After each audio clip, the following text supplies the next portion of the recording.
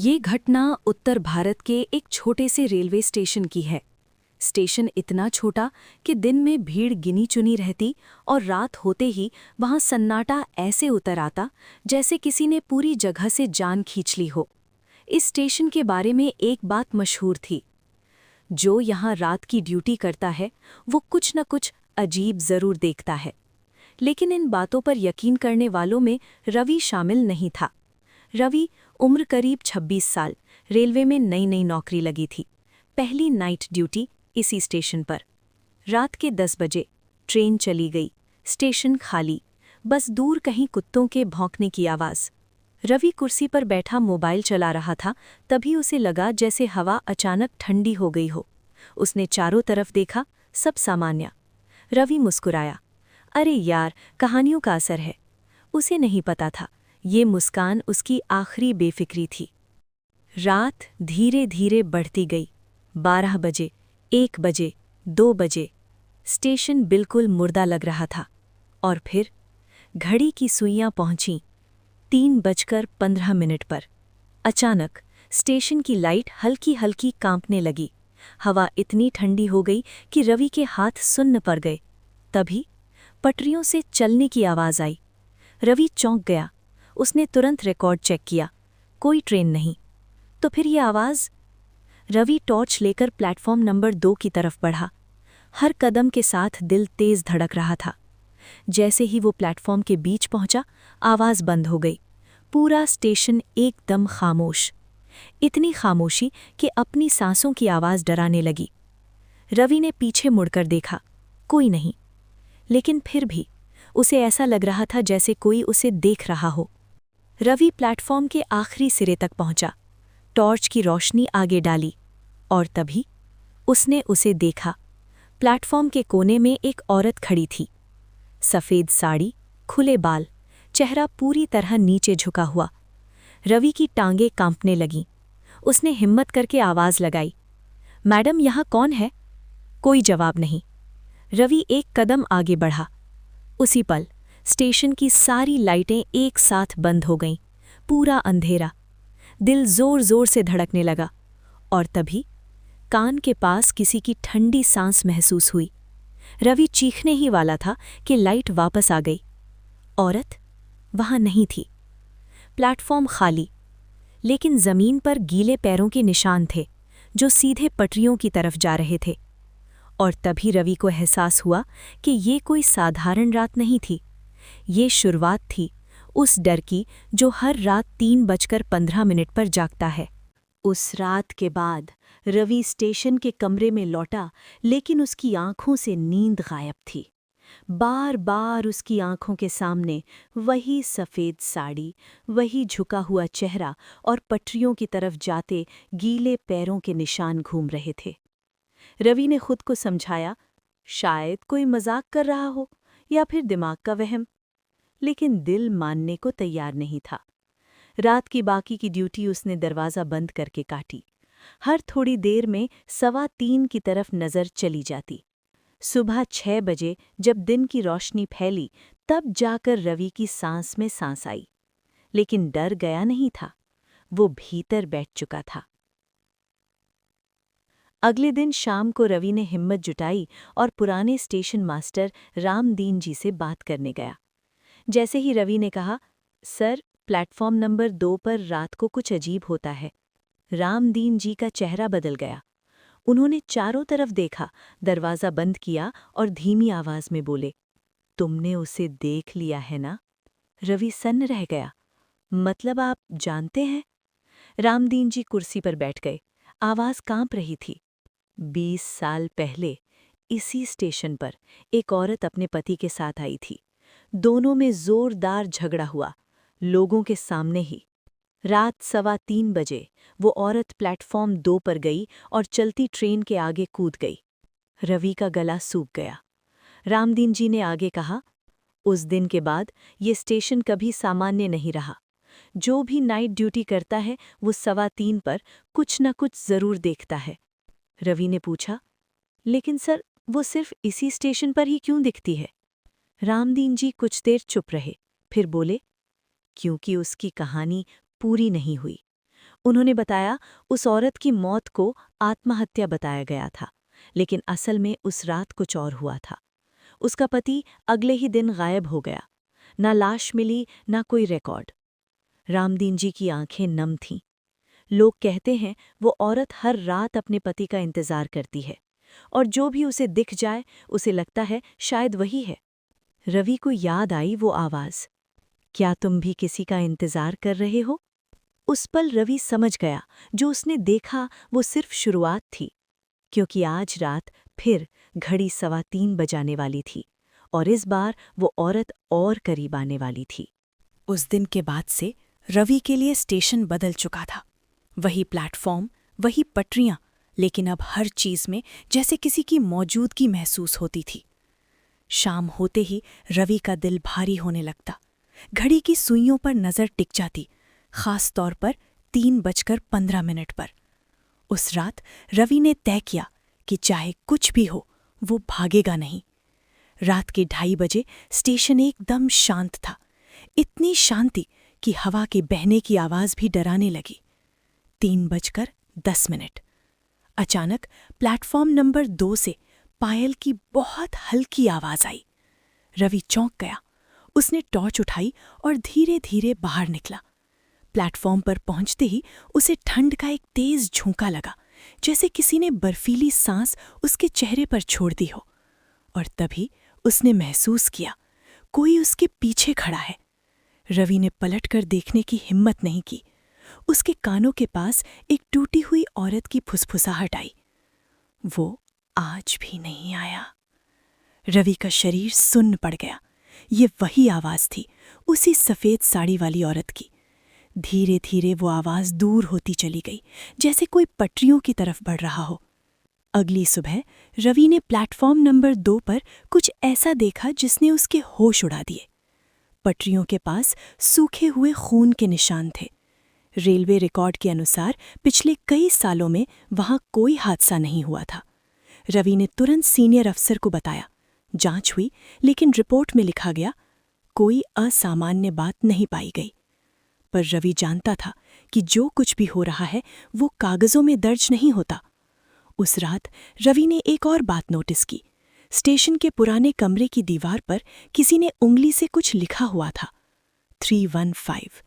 न कोई नाम, न कोई और निशान। रवि का दिल बैठ गया। ये सिर्फ इत्तेफाक नहीं था।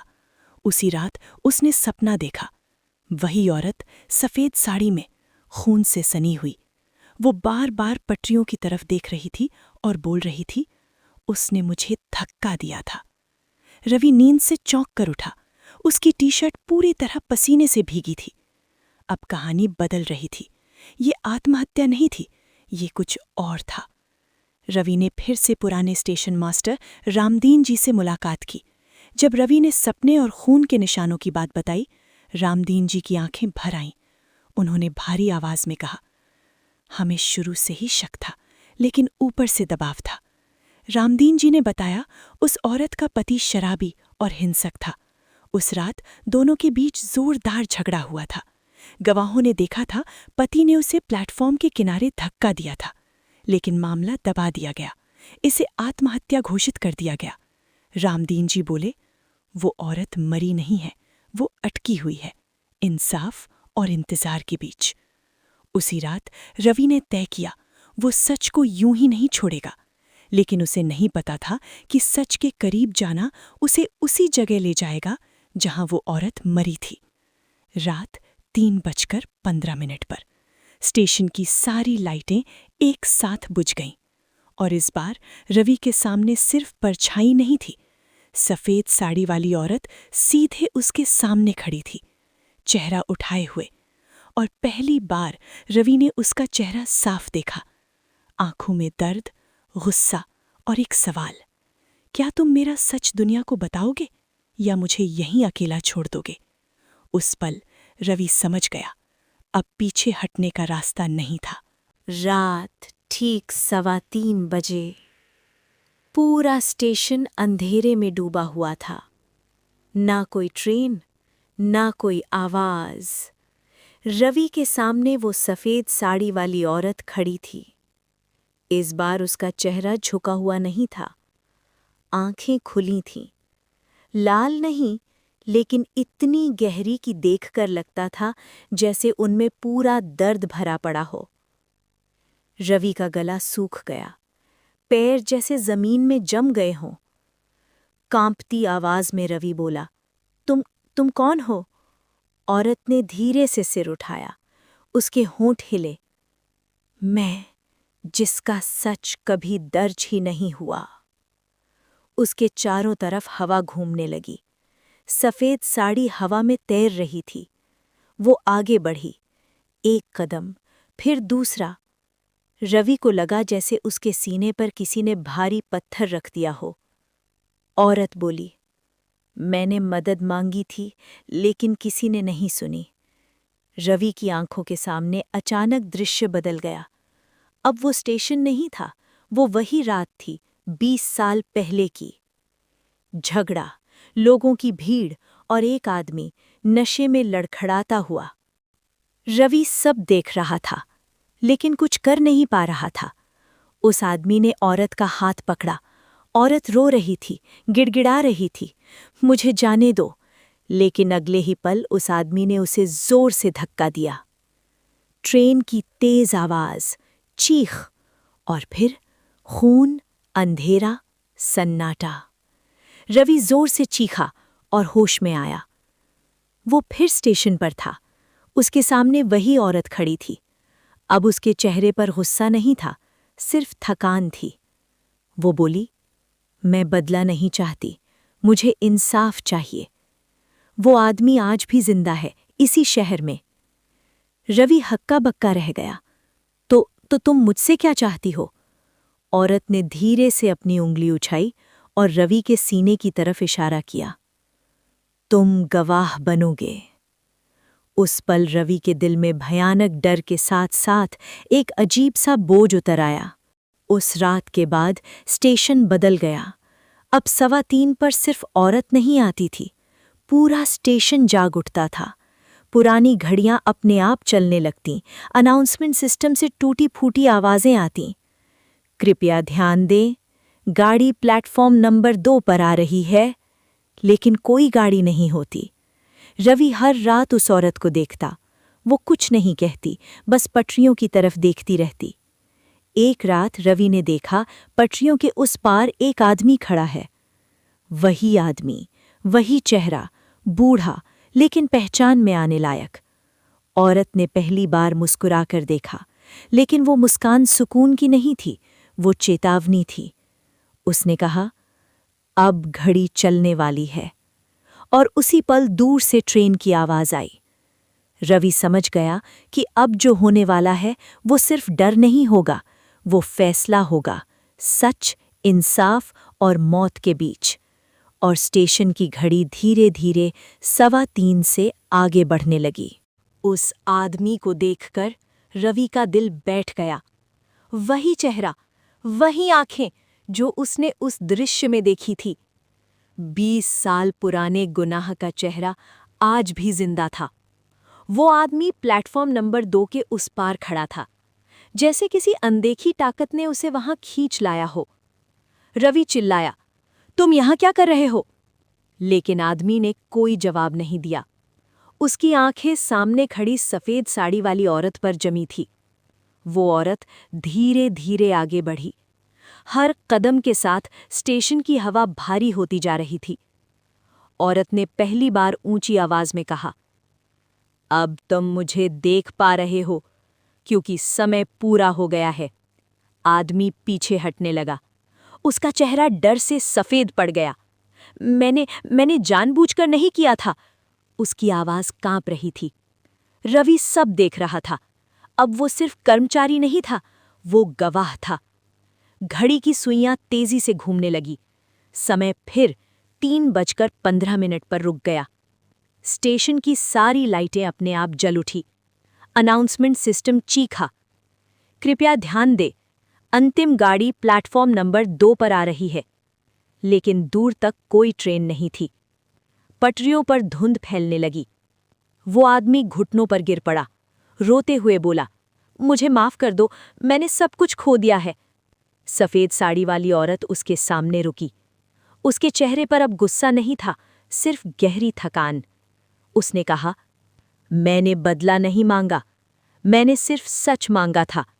रवि को एहसास हुआ, अगर आज भी ये सच दब गया तो ये आत्मा कभी मुक्त नहीं होगी। रवि ने जोर से कहा, मैं गवाही दूंगा, मैं सबको सच बताऊंगा। औरत ने पहली बार सुकून भरी सांस ली। उसी पल धुंध के बीच से एक ट्रेन उभरी, धीमी, भारी, बिना ड्राइवर के। ट्रेन आकर आदमी के सामने रुकी। औरत ने आदमी की तरफ देखा। अब तुम्हें उसी प्लेटफॉर्म पर खड़ा होना होगा जहां तुमने मुझे गिराया था। आदमी चीखा, लेकिन उसके पैरों ने उसका साथ छोड़ दिया। ट्रेन के दरवाजे खुले और अगले ही पल सब कुछ शांत। सुबह 6 बजे स्टेशन फिर सामान्य था। कोई धुंध नहीं, कोई आवाज नहीं, कोई साया नहीं। प्लेटफॉर्म नंबर 2 पहली बार हल्का लग रहा था। रवि ने ऊपर देखा तो स्टेशन की घड़ी अब 3:15 पर नहीं रुकती थी, वो आगे बढ़ रही थी। कुछ दिनों बाद रवि ने आधिकारिक तौर पर पूरा सच लिखित में दिया। पुराना केस फिर से खुला, रिकॉर्ड बदले गए, और उस रात के बाद कभी किसी ने सफ़ेद साड़ी वाली औरत को नहीं देखा। लेकिन रवि आज भी कहता है, अगर आप उस स्टेशन पर रात 3:15 बजे खड़े हों तो आपको डर नहीं लगेगा, बल्कि ऐसा लगेगा जैसे किसी ने लंबे इंतजार के बाद आखिरकार चैन की सांस ली हो। और हाँ, अगर कभी घड़ी 3:15 पर रुक जाए तो समझ लेना कोई और सच अब भी इंसाफ का इंतजार कर रहा है।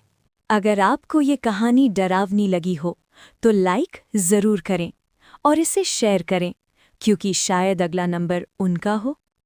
कमेंट करके बताएं अब आप किस जगह की भूतिया कहानी सुनना चाहोगे, और ऐसी ही खौफनाक कहानियों के लिए चैनल को सब्सक्राइब करना मत भूलना, क्योंकि रात अभी बाकी है।